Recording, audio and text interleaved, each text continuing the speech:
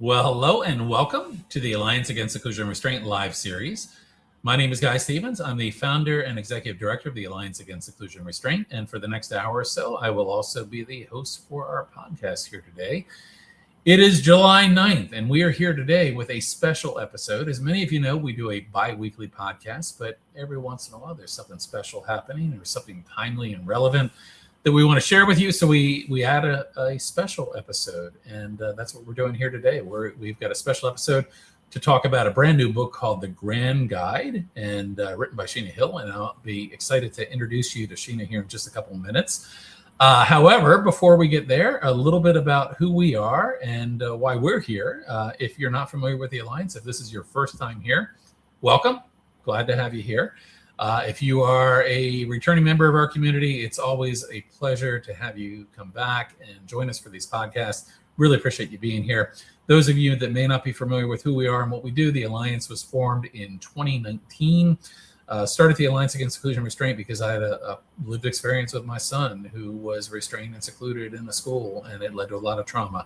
Started the Alliance really to look at the use of punitive and exclusionary discipline, outdated behavior management, and really trying to curb what was happening with so many kids being pushed down the school to prison pipeline. So we do a lot of work in the education front. We do a lot of work on legislation, and this work is really about trying to affect change and really about trying to get better outcomes, not only for kids, but also for teachers and staff and families and communities as well. So welcome and thanks for being here today. If you are on with us live right now, I would ask you to do me a favor. Let me know in the chat who you are and where you're from, and I'll probably ask you that again. It's always great to see when people put something in the chat. Love to see where people are joining us from. We often have people that join us from all over the world, so it's great to see where people are, who they are. So let us know in a comment who you are and where you're from. So as I mentioned, we've got a special episode in store for you today. So let me go ahead and without wasting any more time, let me bring our special guest up here on the stage with me. And Sheena, it's great to have you here today. And I'm going to just read a brief introduction here, a brief bio to tell people who you are. And then we're going to have a conversation about this brand new book that you have created, which I think really fills a need that is not well filled. So I'm really excited to talk about your book, The Grand Guide. Sheena Hill is a trauma-informed, neurobiologically-focused, responsive parenting coach who has been in private practice for 16 years at Parenting Works. She works with families around the world, provides education and support for parents and professionals who seek to move beyond rewards and consequences to deepen their understanding of development and attachment while masterfully applying concrete skills in emotional intelligence, limit setting, and using play therapeutically. You are, of course, now the author of The Grand Guide, Mindful Tools for Modern Grandparenting. And that's what we're going to be talking about today, a resource to help families bridge the generational gap about raising children. When you're not helping parents, you love learning about dinosaurs and visiting national parks. And you live in Baltimore with your spouse, 3 children, and a growing population of pets, including 5 axolotls. Those are the little guys. Yeah, I know what those are. My daughter, I think, at one point was really interested in those. So it's great to have you here today. And I had the pleasure of meeting you in person, I guess, earlier this year. It's probably January, somewhere in that time frame. I was presenting at an event in Baltimore, and you were there. And you know, it's always exciting to me when you're presenting and somebody comes up to you and they actually know who you are, you know. And we started having a conversation and realized that, you know, we shared, I think I was presenting something about beyond behaviors and kind of getting people, and your work, of course, is all aligned with that, kind of moving past rewards and all of these approaches. So it was a great opportunity to meet you and learn more about your work. And one of the things that you shared with me was that you were working on a book. And I said, well, great, let's connect. And later, of course, we connected. And I said, well, when the book comes out, we should get together and we should talk about it and share with people this book that you've written. So I'm really excited to have you here today. And of course, I'm going to bring the book up here real quick for people to see. The book is called The Grand Guide, a workbook of mindful tools for modern grandparenting. And I'm also going to put a link here so people can know how to order it if they're interested. They can get it from Amazon. They can also link to it off of your website. We'll share that here in a moment as well. But welcome, Sheena. It's really exciting to have you here today, and exciting to talk about this book that I think addresses a need that has not been well addressed. I mentioned that earlier. So thank you for being here today. Thank you so much for having me, and I appreciate you sharing in my excitement about my newest baby. Yeah. And we were talking before we went live here, and it really is a baby. It really is a labor of love. Writing a book, I will say that I've had colleagues that make it look easy, but having been working on my own book now for a while, I can tell you it takes a lot of work. It takes a lot of time. It takes kind of getting your mind in the zone there to work on it. So why don't you begin by telling me a little bit about this book, The Grand Guide, what it is and who it's for. And before you do that, I'm just going to pause one more time here and say that if you are watching live, feel free in the chat to let us know who you are and where you're from. I always like to see where people are joining us from. So with that, Sheena, why don't you tell me a little bit about what is this book? What is The Grand Guide? Thanks. Well, it's a workbook, and it's for grandparents, but it really is designed to facilitate some of those intergenerational conversations about child development and responsiveness to behaviors that sometimes grandparents really are overwhelmed by, right? They really don't know how to respond when kids do what we would consider typical kid things, or even things that we understand as sensory overload or dysregulation. But there's a generation of grandparents who did not have that lens and don't understand behavior that way. And I was hearing from my clients for many years, in my private practice, that there was this real pretty large gap between what they needed in terms of support from grandparents and what they were receiving. It's sometimes to the point of, parents are really overwhelmed, they're burnt out, they could use some help in any capacity, right? Pick the child up from school one day, bring dinner over, or invite us all over to dinner at your house, to, hanging out on a summer camp day, or those kinds of things, right? Or overnight support so parents can get away, right? There's a variety of things that, or even just emotional support, saying, you're doing a good job. This is a hard job. I get it. I remember how hard this is. It makes sense that you're having a lot of stress about this. So parents are needing those things. And in some cases, they don't feel that they can ask the grandparents for those things, or they ask, but they're not necessarily receiving that kind of support. So there's a big divide. Yeah. One of the things that, as a parent myself and on a journey myself, kind of used to joke about is the hardest job in the world is probably, parenting. Parenting is a very difficult job. And I remember thinking when my son was younger, my first child, there really needs to be a manual for parenting. And unfortunately, or fortunately, whatever the case may be, there are actually a lot of books around parenting. And I happen to believe that a lot of the books that are out there around parenting are probably lagging decades behind in the kind of advice that they're giving. They are applicable. They're very often heavily focused on consequences, rewards and consequences, and a lot of behaviorism, which I think well. I'm not a big fan of. There are, of course, some better books out there. I love Mona Delahooke's Brain Body Parenting, Alfie Cohen's Unconditional Parenting, great books. But parenting in general, I think, is something that can be very challenging. It's I remember there was an old commercial. I think it was for the Army, the hardest job you'll ever love, and parenting is kind of like that too. Sometimes it can be a difficult job, but I wouldn't trade anything in the world for being a dad. But when it comes to being a parent of neurodivergent children, it's even more difficult, because very often there are very few resources out there that are even really appropriate for parents. But then when you take a step further, as a parent, and I'm going to speak as a parent here of actually two neurodivergent children, there is often a big gap between our journeys and what we're learning about our children and what we're learning about, in my case, ADHD and autism, and where our parents might be in all of that as well, where our sibling, or excuse me, our spouse's parents might be on that as well. And there's certainly for any parent, whether you are a parent of a neurodivergent child or a parent of a neurotypical child, there's always a lot of advice that comes from grandparents, from friends, from others.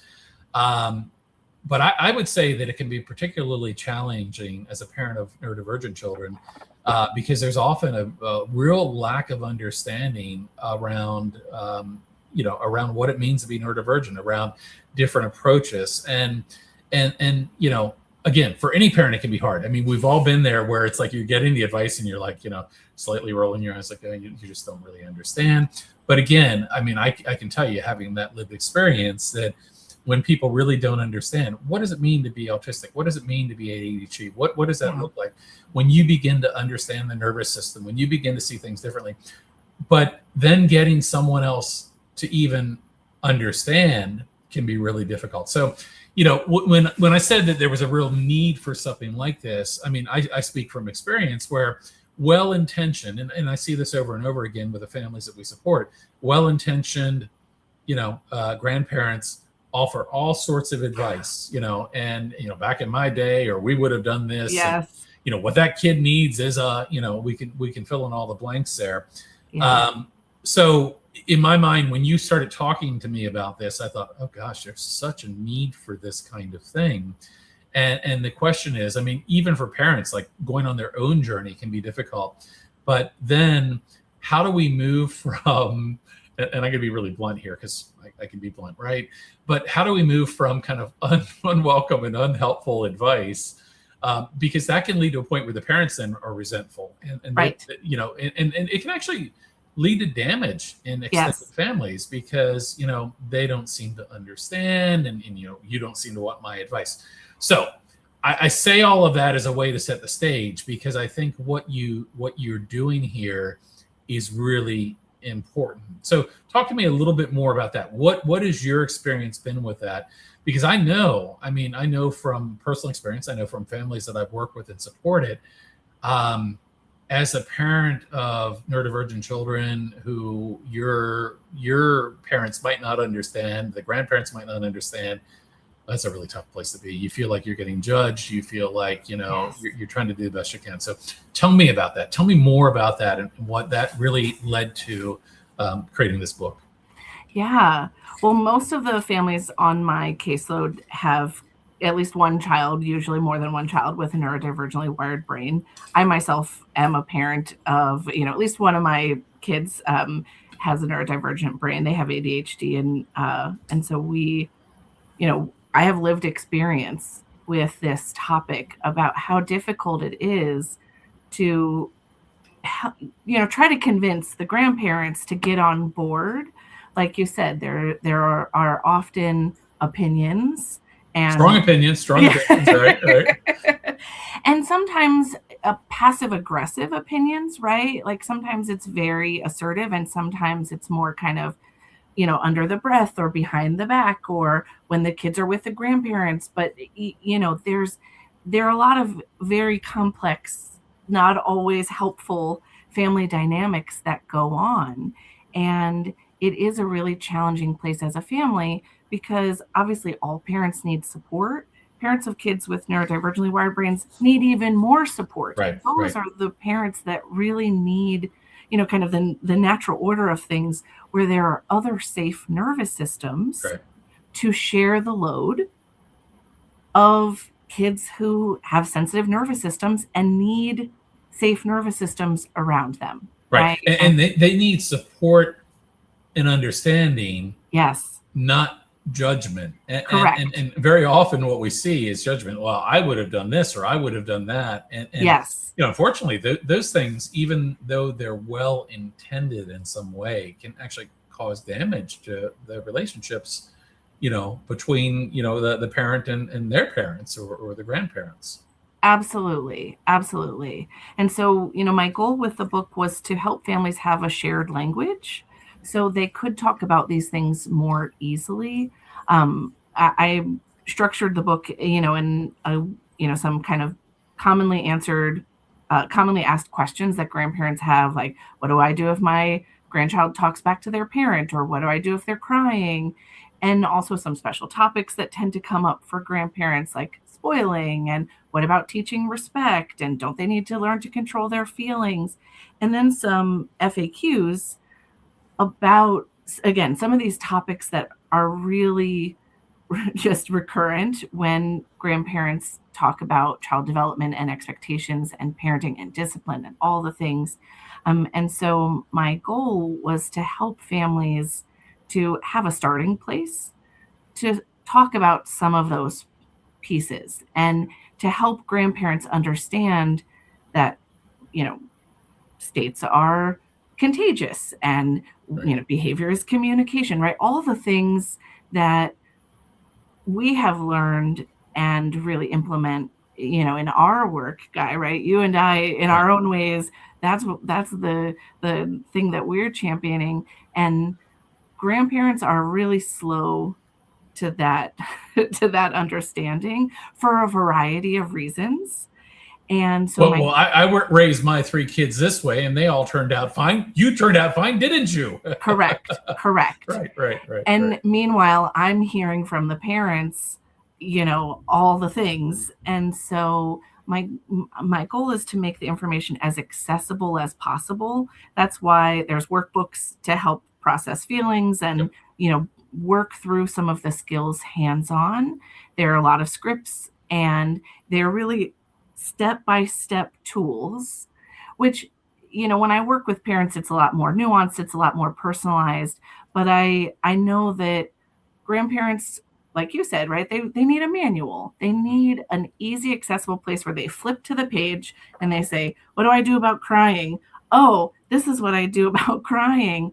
Because then it takes less executive functioning and regulation from them, which is, always at a premium. Mhm. And then it allows families, even if they don't do exactly what I prescribe in the book, right, which Right, is what I right. teach families all the time. But even if they don't do exactly as I would advise, it's still a starting place to Yeah, have those conversations, to say, well, see, here's why we support the feelings first. Here's why we need to validate. Here's why we need to recognize that this is really overwhelming for this child. yeah. And so it helps families to have some more of that understanding and combat the defensiveness that Right, right, comes up when you inevitably have these conversations. right. One of the things I love about it is again, that idea that, if you're a parent and you're on a journey and you've read a bunch of books, and you've kind of come to some realizations that have really helped you, and you've shared some of these ideas, but you get I did it this way and it worked just fine for me. The book is a really great conversation starter that doesn't feel like an attack, right? Because it's very easy to take these things personally, and as a parent get frustrated and then be like, well, you don't understand. But Yeah. hey, there's this great book that came out recently, and it's all about helping. It creates a great place to kind of start the conversation, and hopefully begin the journey. So I love that. I'm going to bring the book up again here for a Okay. second on stage, and I flipped through kind of the beginning to the table of contents, and of course you've got a great section there, talks about kind of who this is for, kind of the who, what, why, where, and when, which I think is all important. And I think we've got a good idea. This is really for grandparents, with grandchildren 0 to 10, especially for those that want to strengthen their relationship. I love that. It offers a lot of, information about emotionally responsive child rearing research and tools. Why, really to help grandparents better understand the benefits of relational, child rearing. All of this is really great for setting the stage here. But I want to dive into some of the content here. Okay. So section 1, education. So I'm a grandparent. You give me this book. Tell me about this education section. What are you trying to accomplish here? Well, I know not everybody wants to write in a book, but the book is designed to kind of, allow for some of that reflection early on, to think about what are your goals as a grandparent. And one of the things that this really brings up for me is, what are your priorities? Right? Because when we start there, it's easier to get to where we're trying to get to. And then if we get lost, we can find our way back, say, hold on, what are my priorities? So I did want to make sure that there was some opportunity for some of that reflection. And then I dive into why parenting is so different now.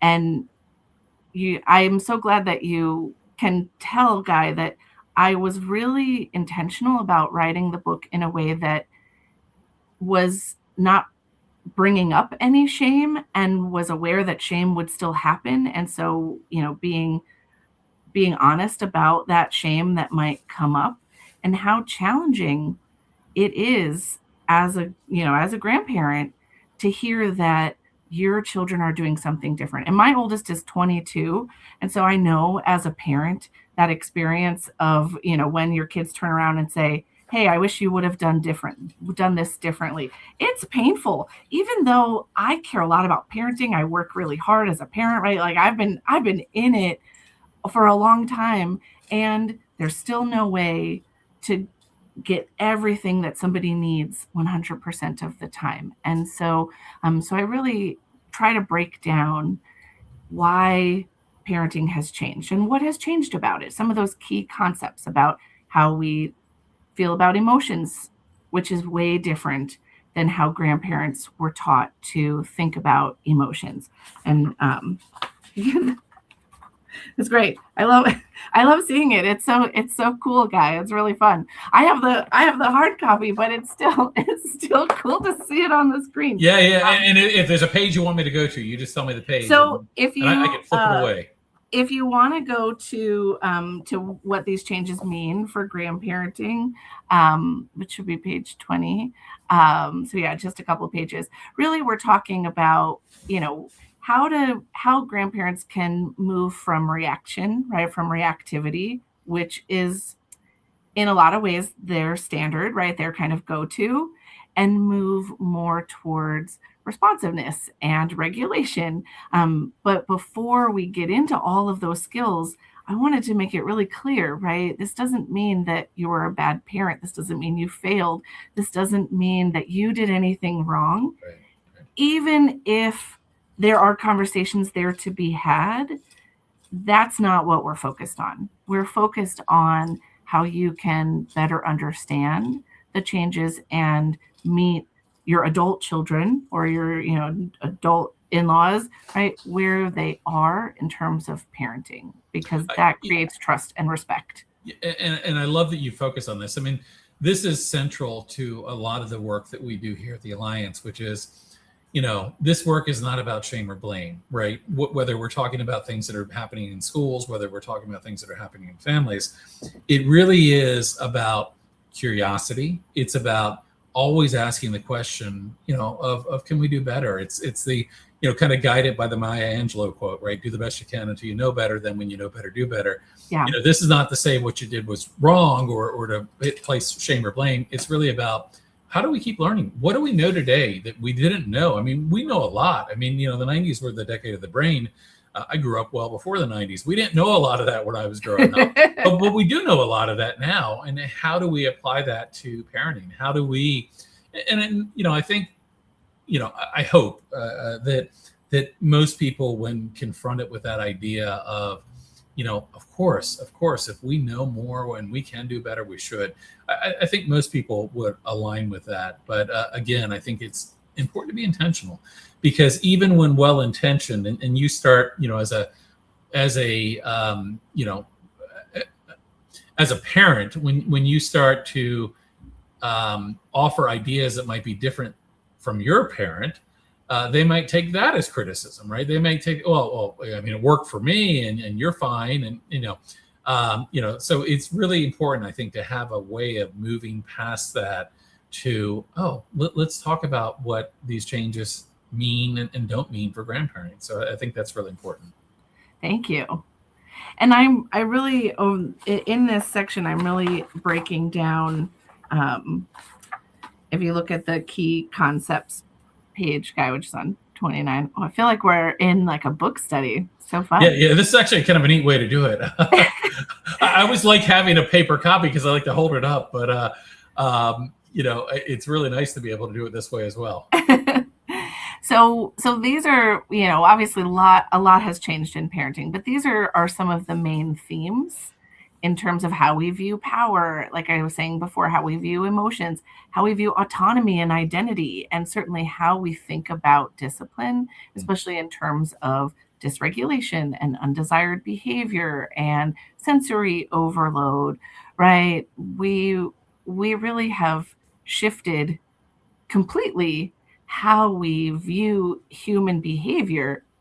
I would argue much for the better, but it's very far from how most grandparents viewed these things when they were raising children. Right. And so I really want to break down some of these key themes so that grandparents know these are the things that we're talking about. These are the skills and the tools that we're kind of trying on in a different way because of what we understand. And you saw, Guy, there is research sprinkled throughout, but it is not science heavy. And I did that on purpose, right? I love to teach about the science and talk about the science. I love science. Right.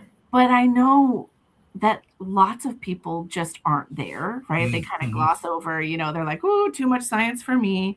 And so I wanted to make sure that the concepts were clear and the research was there. People could go and look it up, but it's not science heavy.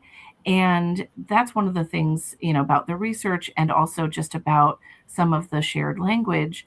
I know from working with parents that when they try to explain these things, sometimes to grandparents, sometimes to educators, right, they struggle because it's their lived experience, or maybe that's a picture of me and my mom and my oldest daughter when I love that picture when she was obviously a brand new baby. And I love the quote there by Lisa Feldman Barrett too. That's again, thinking about the brain science, Lisa Feldman Barrett's work around, kind of brain science is really critical. And that's right.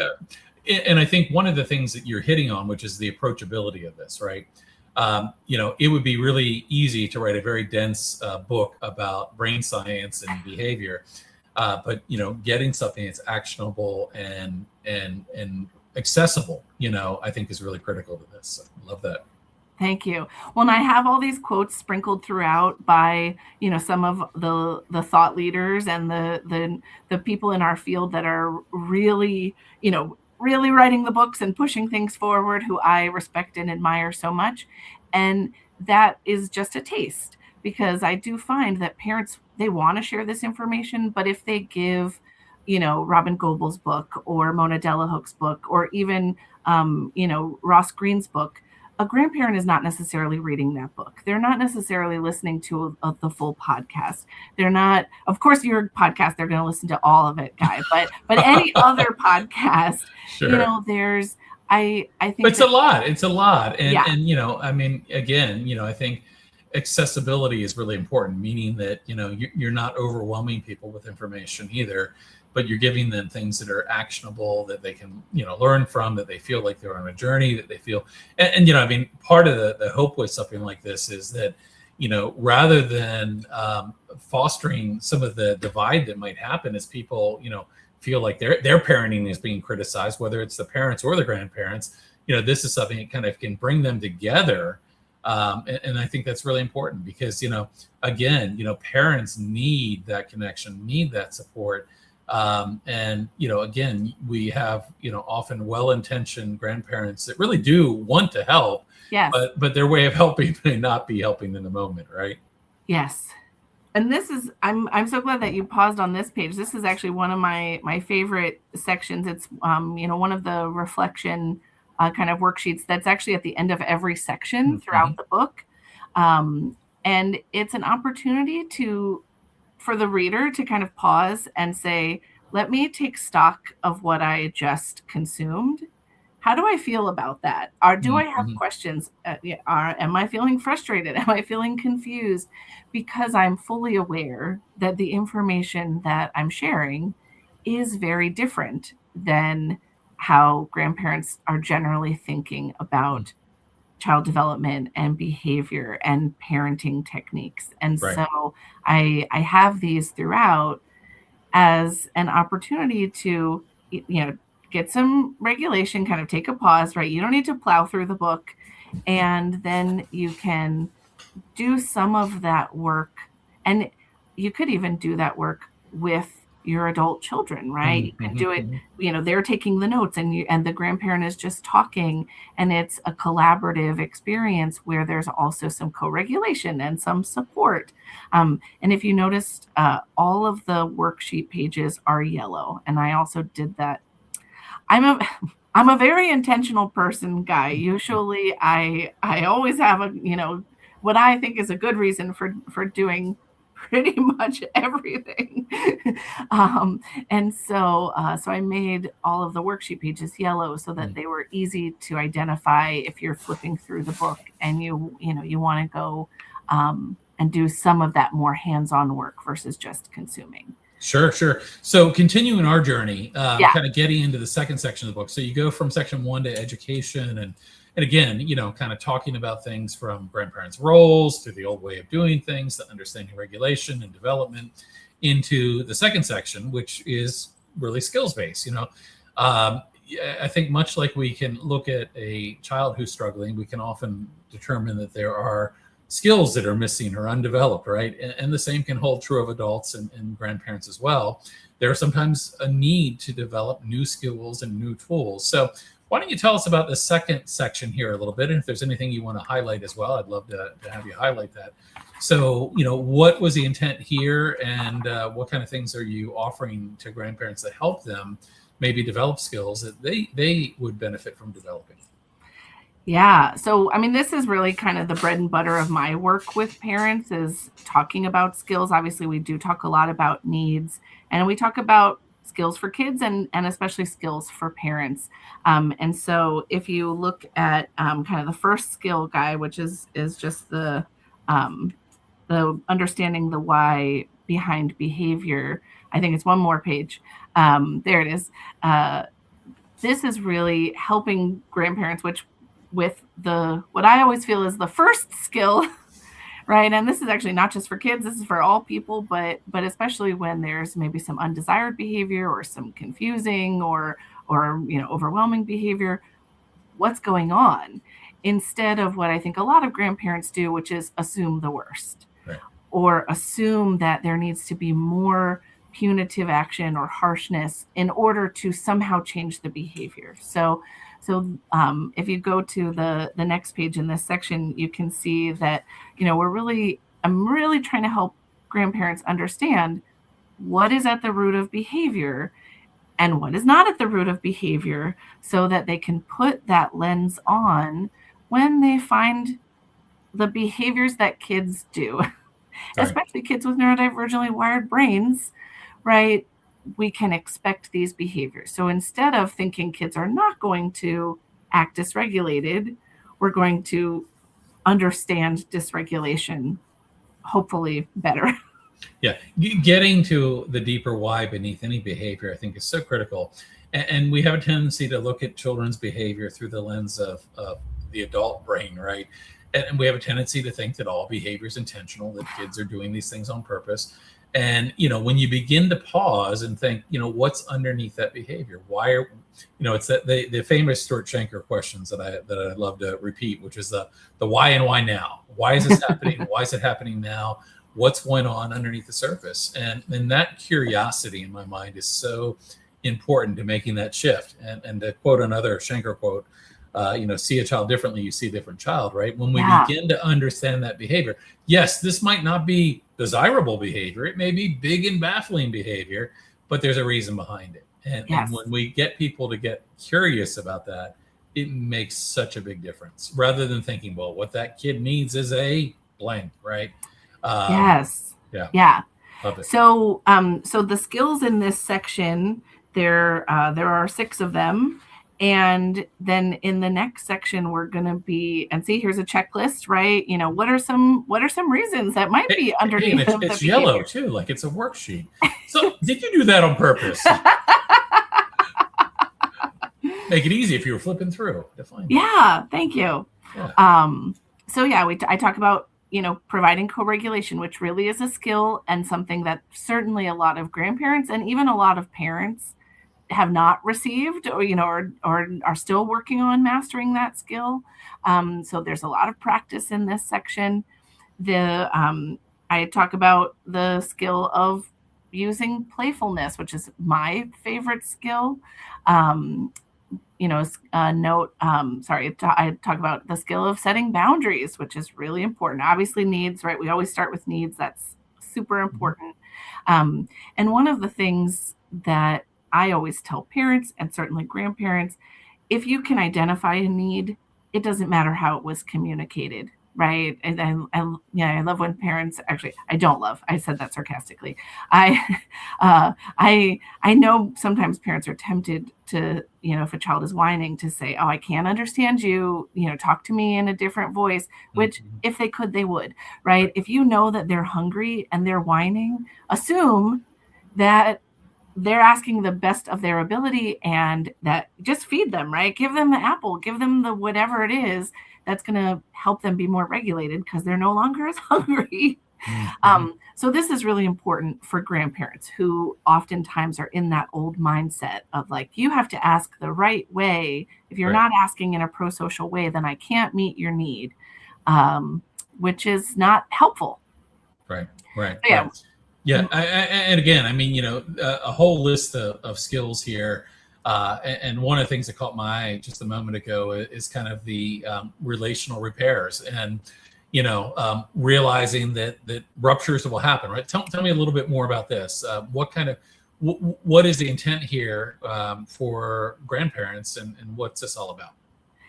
Yeah. So just like you said, rupture's a healthy part of any relationship, but a lot of grandparents and sometimes parents are afraid of rupture, right? They see it as kind of an ultimate failure or something to be avoided at all costs, which obviously interferes with some of that relational safety and that trust and ability to make mistakes and have emotions and have bad days and still be okay.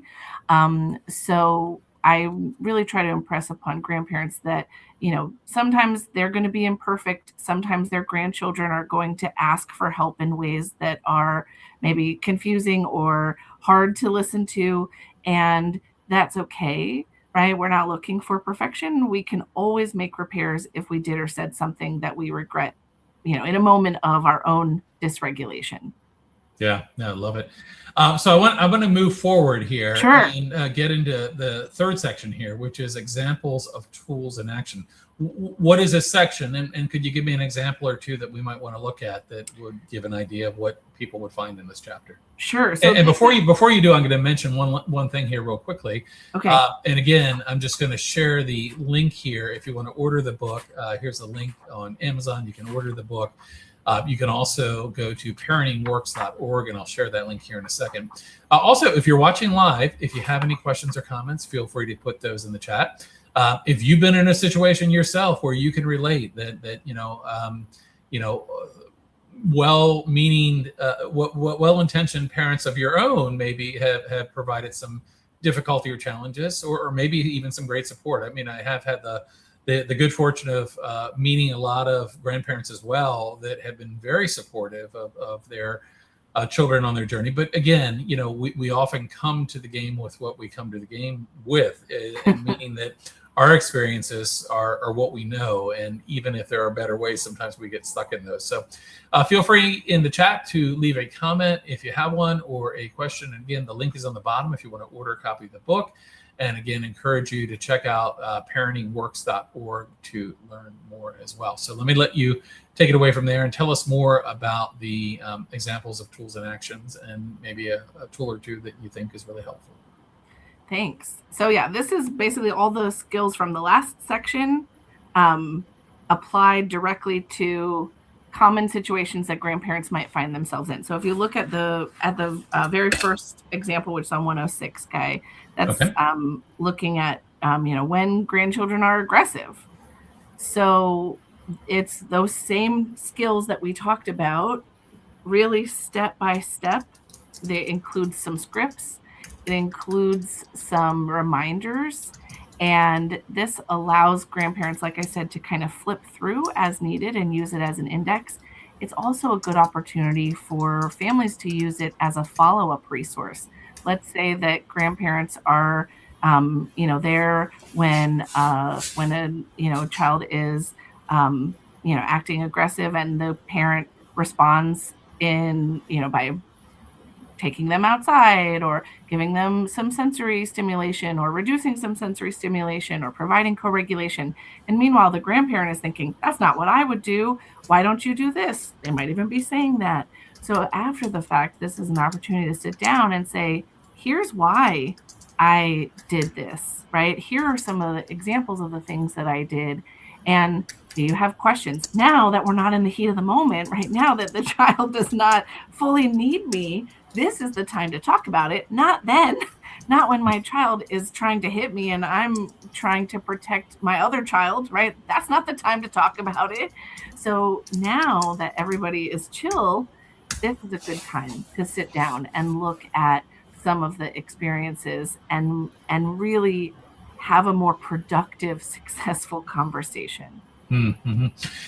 One of the things that strikes me about this, the powerful, I think, potential of this is that when you're deliberate about, being on the same page, when parents and grandparents are on the same page, it reduces the likelihood of misunderstanding and overreaction, right? So Yeah. If you're kind of in the same page on how to approach certain situations, then your parents' response to your child might not be shocking to you and might not send you over the edge when you're already having a bad day. When we have a common vocabulary, when we have a common way of looking at things, I can just see the potential here for really eliminating the potential of misunderstandings and suddenly your child has a big behavior and a grandparent responds really strongly in a way that you're not aligned with. Well, that then creates a stressor between you and the whole situation. So I think the power of this kind of book is that we can build a common language, but we can also get behind, these are the kinds of approaches that we're trying to do here. And that consistency then is a benefit to the child, right? So all of these things really work together well to create a better, more healthy environment for everyone, the grandparent, the parent, and the grandchildren, right? Absolutely. My goal is to build more trust and respect and confidence, right? I want grandparents to feel confident doing what's aligned with the parenting that their adult children are requesting. And I want parents to feel confident that grandparents can take their role, because what I mentioned in the book is that there's kind of been this shift in the power dynamic, that it used to be that grandparents would kind of just naturally take their role. And if you had a question about parenting, you would, of course, call your mother or your mother-in-law or your dad. And now, because of these huge differences in values and techniques, people aren't calling their parents anymore. They're looking to experts. They're looking online.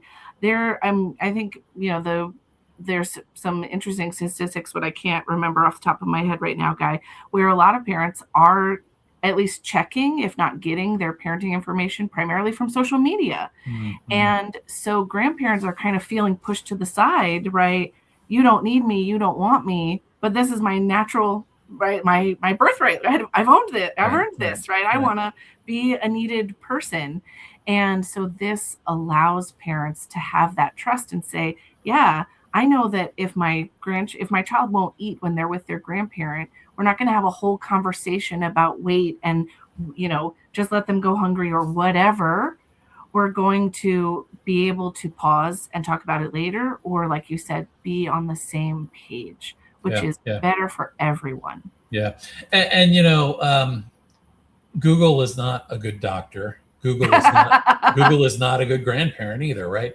We need people, we need connections. The value of those connections where they are possible is tremendous. And so when we're able to kind of be on a similar page on things and be supportive, it's creating a healthy and more supportive environment for everyone. And those relationships are really important. I mean, I think about my own family, and my son has a very special relationship with his grandmother, always has, since he was very, very young. And those relationships are really important. And, it's too easy to get upset because, someone's not aligned with the approach that you're taking, and feel like it's overwhelming. But if you have a tool to help bring them along in a way that's not destructive, in a way that can get to collaboration, there's so much benefit to everybody involved there. Thank you. Yeah. So yeah, you see, I kind of hit all the big things here, and I have all my graphics. So I love to make graphics. It's something I've been doing since about 2018, which is actually when I first had the idea for the book. So I've included a lot of graphics that I made, and I've also made a lot of new graphics for the book. But yeah, I love at the end of every section, there's kind of this like key takeaways, things that you can get a bite-sized piece of information, have some of those reminders. The special topic section, and there's also, some, like I was saying, some of those questions in this section that tend to come up a lot. Mm-hmm. So spoiling, spanking, things that grandparents are saying, well, why don't you do this? Or why is this different than my day? And it's allowing grandparents to have a bite-sized information. You see, I've included a little bit of research. There's an answer, but it's not 20 pages, right? You don't have to read a whole book about, which I would love for you to read about spanking and spoiling. Please, we have some great resources. But if you can't handle that executive function, right? If you're not there yet, this is just a bite-sized amount that grandparents can take in, or that parents can share with the grandparents in a way that starts some of that conversation. Because I know I've had experiences with my own parents, right, where I will send an article, or my mom will send me an article, and then nothing else, right? It's not really moving the situation forward. It's just like, here's my proof of my side. And then my mom's like, well, somebody on this Facebook page said my side is right. I'm like, no, that's not what we're doing here. Someone on Facebook said that's always trouble, right? So you cover a lot of special topics here. You mentioned a couple of them: spoiling, yelling, boundaries, consequences. And again, these are really intended to cover some of the things that you probably heard in the work that you've been doing over many years. Yes. And to kind of create something to help people see this differently. And really, I think useful to see. There were a couple of topics here I thought were really interesting. The need for neurodivergent brains. I'd love to know more about that. While I have a copy of the book, I've not had a chance to read the entire book yet. But I'm looking forward to finishing it. But there's a lot that's here for sure. Thank you. And well aligned with the work that we do here. Anything else you want to point to in this section? And I'm going to move into section 5 here and talk a little bit about FAQs and common questions and things like that. But anything else in this section you want to address before we move on? I think you're doing a great job covering all the important things. Great. So section 5 of the book, and let me navigate there as well. Right. FAQs, and I can imagine this could be even a place to start sometimes. Sometimes people want to dive right into a question that they have. So sometimes having a section like this can be really helpful because people can go right to it and learn something without investing in the whole book. But what's the intent here? And tell me about this section of the book. Yes. So I, this is really kind of those questions that grandparents ask, right? And so instead of, maybe having step-by-step answers, if we're talking about safety, the next one is, won't children learn without, how will they learn without punishment, right? Which is a question that grandparents ask all the time. Honestly, sometimes parents ask this question. So I included a quote, right? Kind of, this is a good nugget to hold on And to. anytime I see a Dan Siegel quote, I'm excited. And I think I saw Tina Payne Bryson on another page, and Yep. lots of great work here. Yes, I know. I certainly believe that I'm, standing on the shoulders of giants and all the work that we do. And I'm so grateful for all the people that are really advocating for this deeper understanding of development and relational safety and our needs as humans.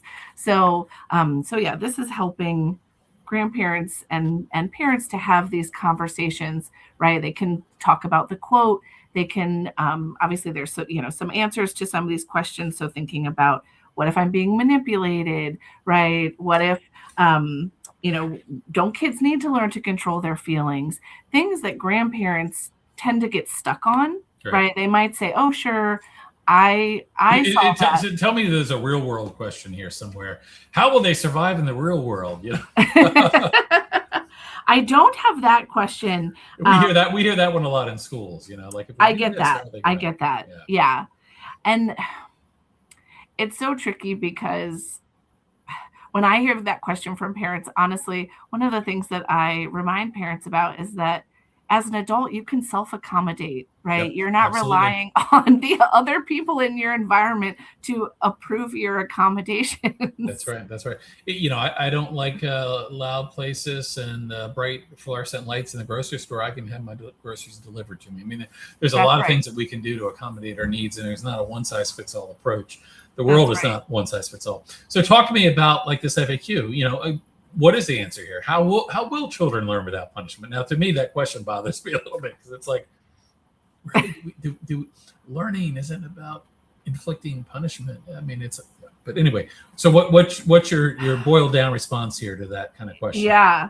Well, obviously, you and I know that children and adults learn best when they feel safe and they are regulated and they can think well, and they're not overwhelmed by whatever else is going on, right? They're not hungry, they're not overstimulated, they don't need to move their body, and they can exist in that space in a way that is comfortable for them. So punishment provides none of those things, right? And so we're thinking about ways to help kids understand that they can learn with leadership, right? Like, we can set expectations for them. We can provide scaffolding. We can provide routines or external pieces that make it easier for them. We can provide reminders. I hear from parents all the time, right? Like, I finally got my child to do this thing, right? My ADHD brain child, I finally got them to do it, but I had to remind them 4 times. And I know it is frustrating, and that's what they need. You have to remind them 4 times. So I'd rather go into it knowing I have to remind them 4 times. That's part of our day, right? That's part of my morning. I built it in. Yeah, no, I hear you. And there's so many great questions here. What if I'm being manipulated? Don't these type of responses create extra work? What about tough love? Yes. I love that you've addressed all of these, because these are things that you hear. And, again, there are certainly generational differences, but there's just, we know more today. We know more today than we knew 20 years ago, than we knew 30 years ago, than we knew 40 years ago, than our parents knew. And you know what? We're going to keep learning new things, and we're going to keep, and that's the thing. I mean, I'm always a big proponent for curiosity, because I think that we have to stay curious in this journey, as a parent, as a grandparent, as a friend, as a, whatever roles we might be taking in life. I think it's so critical. But you've got so much here that I think is really helpful, and real questions. What should I do when my neurodivergent grandchild has a meltdown? If you, that's not something that you've considered before, or you've been in a situation, it's a really tough place for a grandparent to be. And as you're in the middle of a store, and your grandchild is having a difficult time, and other eyes are on you, it's a really tough place to be. So I love that you have this kind of mixture of kind of the education, kind of the background, the questions, the strategies, all together. I think this is really a fantastic resource. And when did this book come out? When did it actually hit? Because I know it's just been recent. Yes, yeah. So it's definitely been a process for sure, but it's kind of been like official just this past week. Mm-hmm. My goodness. But like I said, I had the idea in 2018, and it's been kind of a start and stop process. But I've been working on it pretty steadily for the past year. Um, Mm-hmm. and so yeah, I'm so excited, and I hope that it helps a lot of families. That's my true desire. Mm-hmm. Mm-hmm. So your family, have they read the book? Yes. So it's actually my spouse and their grandma on the cover. My spouse did all the paintings for the book. Oh, okay. I love it. Yeah, I was gonna mention that. I think some of the artwork or the paintings are really beautiful in the book, and of course you've got a lot of great illustrations. That's not a skill set that I have, so I have a lot of respect for anyone that's able to do that as well, because I think it's a Thank really you. important part of this. So of course, we shared the link here, and it is available online. But I also want to point people as well to your website, which is Parenting Works. So the book is, of course, available now. People can go to Amazon. I provided the link.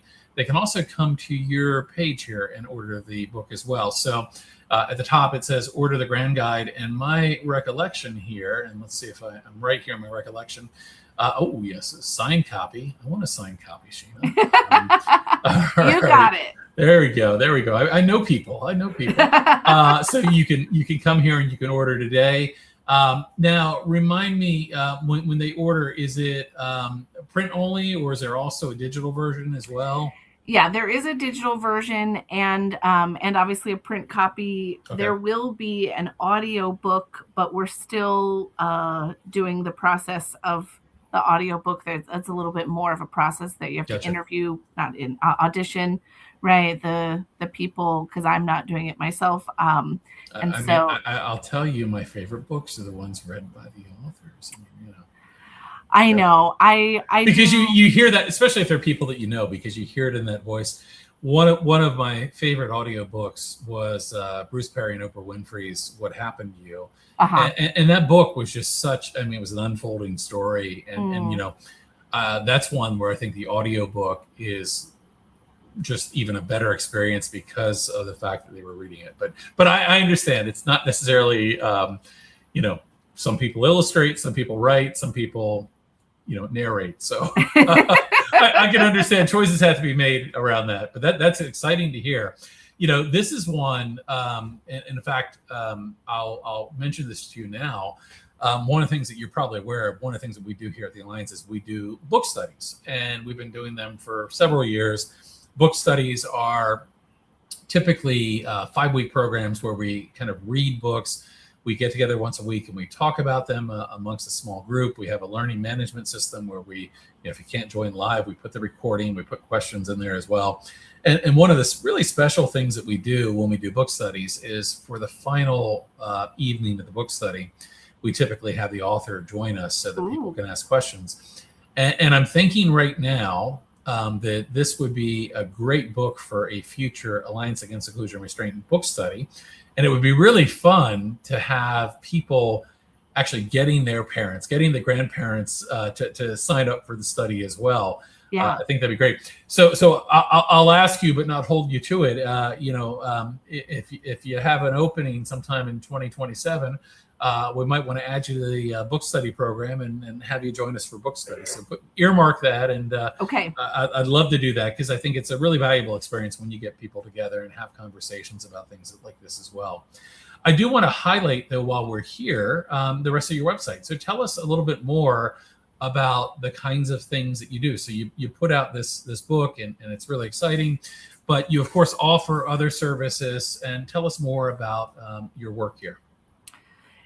Sure. So obviously, I am really passionate about working with families, and I've been in private practice for 16 years, but I've been working with families for a lot longer than that. I was, doing nonprofit work working with parents exclusively for almost 10 years prior to that.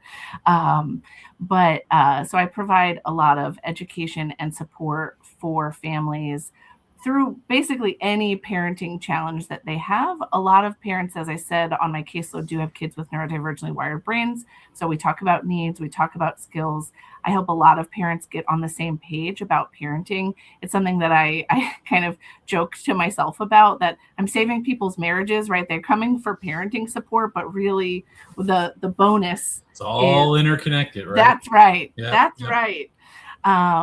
And so, really helping parents understand behavior, recognize, kind of what's normal. I feel like that's the question I answer most, right? When parents are like, my 4-year-old is bouncing off the walls and they need to go outside every day. I'm like, that's totally normal. Take them outside. Mm-hmm, right? mm-hmm. But there is this limitation in not the access to information that parents have. This is probably a topic for another day, guy, because this is a whole nother conversation. But I think millennial parents especially are very anxious about parenting. And so there's this tension of, how do I know if my child needs extra support? How do I know if I should set a boundary? How do I know if I'm being too supportive, if I'm thinking about their feelings, right? There's a lot of tension there. And so that's something that I help families navigate, especially in terms of boundary setting, providing support for emotional work, which is one of the most important skills we do, not just as parents, in all of our relationships. And then, like I said, play is my favorite tool, even with my big girl. She's 22. I don't know. I can't call her my kid, right? She's a full adult. But still your kid. Yeah. I mean, always your kid, right? I've had a goal since. And you're somebody's kid too, and that's okay. That is true. Right. That is true. Yes. And you also support professionals as well, correct? That's you right. Offer some services, okay. Yes. So I do a lot of professional development, either group workshops or one-on-one consultation, especially about the developmental model, PDA, which is sometimes hard to find trainings on, using some play-based approaches, which is my favorite, and really helping professionals use this developmental lens, which I have found is, again, really a struggle. Sometimes I got to drag them along. It's definitely gotten a lot better in the 20 years that I've been doing this work, right? But there are so many professionals that still are deeply entrenched in behaviorism. They just can't let go. And it's like, come on, we gotta go. Right. I'm going to shift a little bit because you mentioned something about PDA, and I'm just kind of curious. I know well and have worked with a lot of families, but I can imagine the benefit your book would have to the parent of a PDAer, right? PDAers, for many reasons, can present to grandparents that don't understand PDA in ways that probably solicit a lot of advice that is not at all helpful. Yeah. I think, generally what you're offering here probably is really supportive to parents of PDAers, but was there anything specific in the book that you think is really beneficial to a parent of a PDAer in terms of, educating their parents or their grandparents? Yeah, I mean, the book is kind of for grandparents in general, not specifically neurodivergent families, even though, like you saw, I do mention that throughout several places. But I would say probably the most helpful advice is how to be supportive in a tertiary way. So I give examples of how, if your grandchild is having a meltdown and the parent is dealing with it, even if you don't understand or agree with what they're doing, you go make the sandwiches, you go put the stuff in the car, you go, right, do something else that is still helpful. You're still being productive. You don't need to be in the mix in order to be helpful, because that's often, right, we have to think about the division of labor, right? Not everybody needs to be on that child in that moment. In many cases, that is not useful. Right. Yeah, I love it. So how can people contact you? And I brought up your contact page here as well. How should people contact you if they want to get in touch with you and learn more about your work? Of course, they can order the book. We provided a link, and I see that you've got a email address here, which we'll share. But are there other ways that people should go about getting in touch with you? Email is probably the best way, just because it doesn't get lost. I can search my email. People can also, schedule right through the website.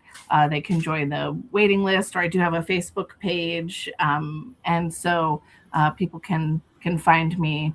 I am on Instagram and Facebook, but I'm not on YouTube, or I don't even know whatever the other things are. Well, you're on YouTube today because we are streaming live to YouTube. So you're there today, right? You've got a presence there.